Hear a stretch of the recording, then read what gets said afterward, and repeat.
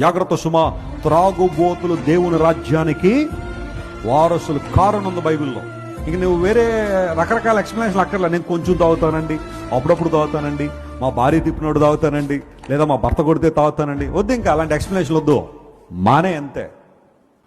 కొంతమంది సిగరెట్ తాగేవాళ్ళు ఉంటారు, ధూమపానం చేసేవాళ్ళు ఉంటారు. ఈరోజు బాగా స్టైల్ ఎక్కువైపోయింది కొంతమందికి. ఆ సిగరెట్ తాగడం స్టైల్ అనుకుంటున్నారు.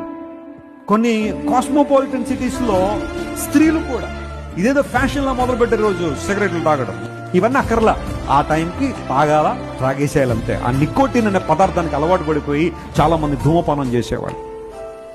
ఒక్క సిగరెట్ ఒక మనిషి యొక్క ఆయుష్ను 10 నిమిషాలు తగ్గిస్తుందట. ఎవరైనా అలాంటి అలవాటు ఉంటే మానేసేయండి.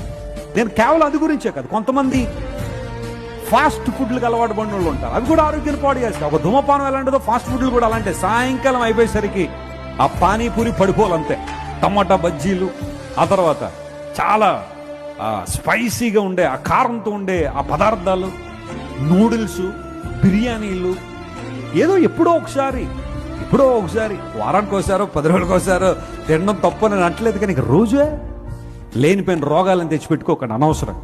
నీ దేహాన్ని చెరుపు చేయదాన్ని తొలగించుకోమన్నాడు బైబిల్లో. ఆ మాటలోనే చాలా వచ్చేస్తాయి. నీకు మరి ప్రతిదీ స్పెసిఫిక్గా రాయాల్సిన అవసరం. ఒక పొడి తినచ్చా లేదా, ముక్కు పొడి పీల్చచ్చా లేదా, ఎన్ని అక్కర్లా నీకు. ఇంకా